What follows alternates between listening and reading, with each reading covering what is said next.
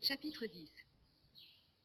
Le dîner était prêt, il fut dévoré avec avidité par le professeur Lidenbrock, dont la diète forcée du bord avait changé l'estomac en un gouffre profond. Ce repas plus danois qu'islandais n'eut rien de remarquable en lui-même, mais notre hôte, plus islandais que danois, me rappela les héros de l'antique hospitalité. Il me parut évident que nous étions chez lui plus que lui-même.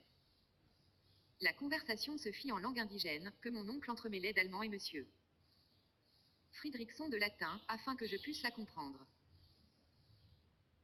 Elle roula sur des questions scientifiques, comme il convient à des savants, mais le professeur Lidenbrock se tint sur la plus excessive réserve, et ses yeux me recommandaient, à chaque phrase, un silence absolu touchant nos projets à venir. Tout d'abord, monsieur Fridriksson s'enquit auprès de mon oncle du résultat de ses recherches à la bibliothèque.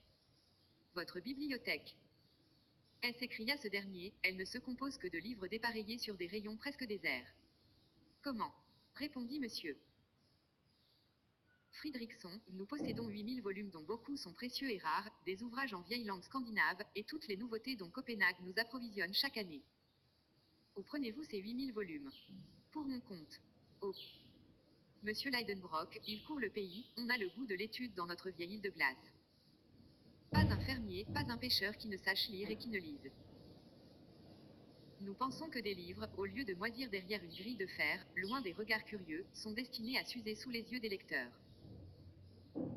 Aussi ces volumes passent-ils de main en main, feuilletés, lus et relus, et souvent ils ne reviennent à leur rayon qu'après un an ou deux d'absence. En attendant, répondit mon oncle avec un certain dépit, les étrangers. Que voulez-vous? Les étrangers ont chez eux leur bibliothèque, et avant tout, il faut que nos paysans s'instruisent. Je vous le répète, l'amour de l'étude est dans le sang islandais. Aussi, en 1816, nous avons fondé une société littéraire qui va bien, des savants étrangers s'honorent d'en faire partie, elle publie des livres destinés à l'éducation de nos compatriotes et rend de véritables services au pays. Si vous voulez être un de nos membres correspondants, monsieur Lidenbrock, vous nous ferez le plus grand plaisir. Mon oncle, qui appartenait déjà à une centaine de sociétés scientifiques, accepta avec une bonne grâce dont fut touché monsieur Fridriksson. Maintenant, reprit celui-ci, veuillez m'indiquer les livres que vous espériez trouver à notre bibliothèque, et je pourrai peut-être vous renseigner à leur égard. Je regardai mon oncle. Il hésita à répondre. Cela touchait directement à ses projets. Cependant, après avoir réfléchi, il se décida à parler. Monsieur Fridriksson, dit-il, je voulais savoir si, parmi les ouvrages anciens, vous possédiez ceux d'Arne Saknussemm. Arne Saknussemm. Répondit le professeur de Reykjavik, vous voulez parler de ce savant du XVIe siècle, à la fois grand naturaliste, grand alchimiste et grand voyageur. Précisément. Une des gloires de la littérature et de la science islandaise. Comme vous dites. Un homme illustre entre tous. Je vous l'accorde. Et dont l'audace égalait le génie. Je vois que vous le connaissez bien. Mon oncle nageait dans la joie à entendre parler ainsi de son héros. Il dévorait des yeux monsieur Fridriksson. Eh bien, demanda-t-il, ces ouvrages. Ah, ces ouvrages, nous ne les avons pas. Quoi? En Islande? Ils n'existent ni en Islande ni ailleurs. Et pourquoi? Parce que Arne Saknussemm fut persécuté pour cause d'hérésie, et qu'en 1573 ses ouvrages furent brûlés à Copenhague par la main du bourreau. Très bien. Parfait. S'écria mon oncle, au grand scandale du professeur de sciences naturelles. Fit ce dernier. Oui. Tout s'explique, tout s'enchaîne, tout est clair, et je comprends pourquoi Saknussemm, mis à l'index et forcé de cacher les découvertes de son génie, a dû enfouir dans un incompréhensible cryptogramme le secret. Quel secret?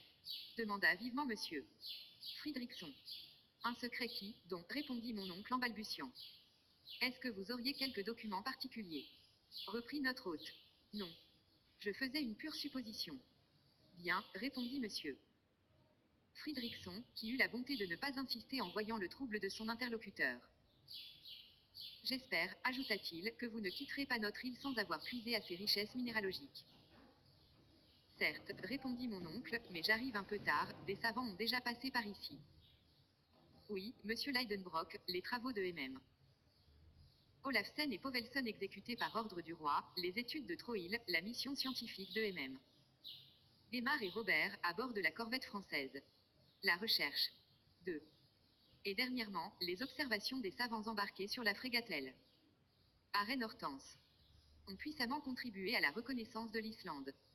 Mais croyez-moi, il y a encore à faire. Vous pensez? Demanda mon oncle d'un air bonhomme, en essayant de modérer l'éclair de ses yeux.